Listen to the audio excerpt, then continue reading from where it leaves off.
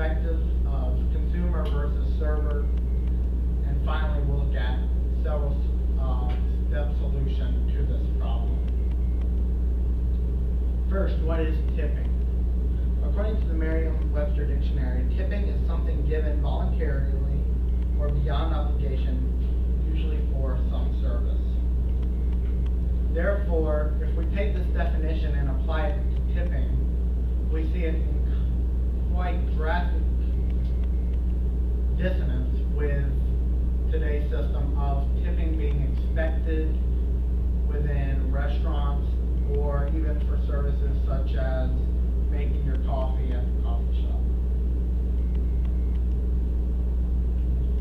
Tipping within the U.S. modern economy has increased drastically in recent years, especially as the economy has moved away from manufacturing and other types of businesses to a service-driven economy.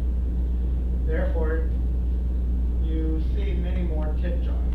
Though these may be funny and other things, they can put pressure on the consumer to tip when a tip is not necessarily deserved or earned.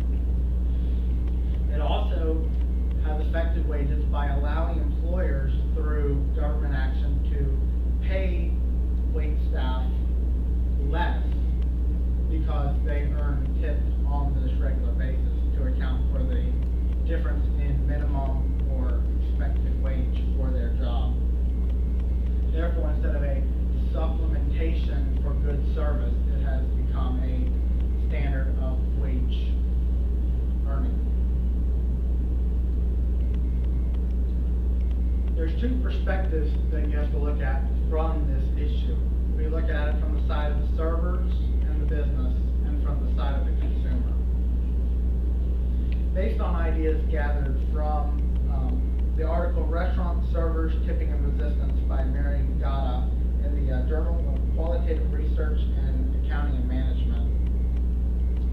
Servers rely on tipping to earn their wage at least the minimum wage level set for them. This therefore increases risk, driving many employees away from this type of needed work. On the flip side, the consumer may feel a sense of freedom and control of the service when they are allowed to tip. So we'll look at that again later in the solutions on how to keep that freedom. And finally is tipping in the context of accounting. Many young teenagers, even through adults, they can plan on a $5 meal. They get to the restaurant, they forget they have tax. They have tax added on, they have $6. This leaves an insufficient amount of funds to properly tip according to current market standards.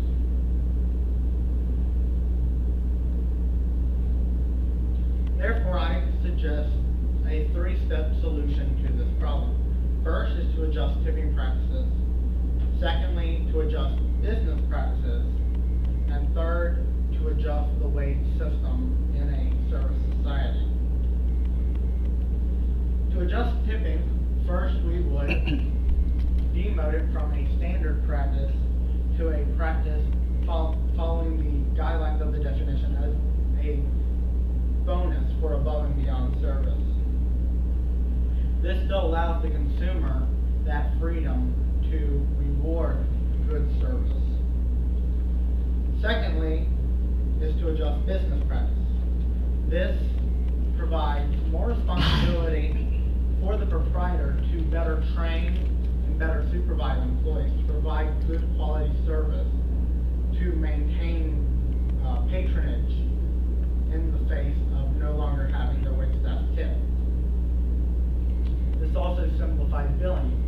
Waiters and waitresses no longer have to go back in and add tips to credit card bills, or have to go get it from the managers, or report it, or other things. That leads us to the third point, to revise wages.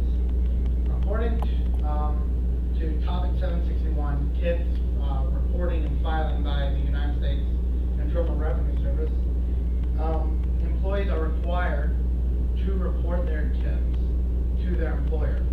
And and their employer is therefore required to pull out taxes such as Medicare and Social Security. This ensures that the employee is reaching the minimum wage without having to keep such strict bookkeeping. This therefore reduces bookkeeping requirements and fees and increases employer and employee tax compliance. In conclusion, tipping is something that is meant for above and beyond service.